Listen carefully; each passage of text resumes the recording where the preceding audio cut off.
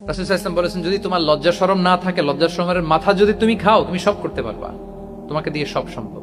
তাহলে এই শালীনতা, এটা অনেক বড় নেয়ামত।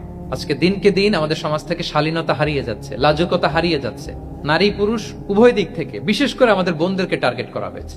নারীদেরকে, আমাদের বোনদেরকে, তাদেরকে প্ররোচিত করা হচ্ছে, তাদের সামনে আইডিয়া হাজির করা হচ্ছে যে নারী যত বেশি নগ্ন হতে পারে সে তত বড় সাহসী নারী। বলেন, আমাদের সমাজে পত্রপত্রিকা আপনারা দেখেন না এটা, যে নারী নিজেকে যত এক্সপোজ করবে সে তত বড় কি সাহসী নারী, এই তকমা তাকে দেয়া হচ্ছে। এটা টোটাল কমপ্লিট শয়তানের একটা মিশন।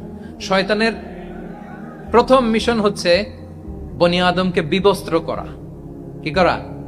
আল্লাহ তাআলা আদম আলাইহিস সালাম, হাওয়া আলাইহিস সালামকে বলেছিলেন যে নিষিদ্ধ গাছ যেও না, খেও না। শয়তানের প্ররোচনায় খেয়ে ফেলেছিলেন, সাথে সাথে জান্নাতের পোশাক খুলে পড়েছে। তার মানে শয়তানের প্রথম মিশন হচ্ছে মানুষকে কি করা? নগ্ন করা। মানুষকে কি করা? নগ্ন করা। তাহলে আমাদের বোনদেরকে এমন ভাবে তাদের সামনে উপস্থাপন করা হচ্ছে, প্ররোচিত করা হচ্ছে এবং বলা হচ্ছে নগ্নতার পথে যে বেশি হাঁটে সে নাকি তত সাহসী নারী। নাউযুবিল্লাহি মিন যালিক। তাহলে এই যে মানব জাতিকে বস্ত্রহীন করা, এটা শয়তানের একটা মিশন। শালীনতা, ইদা লাম তাস্তাহি ফাসনা মা শিতা।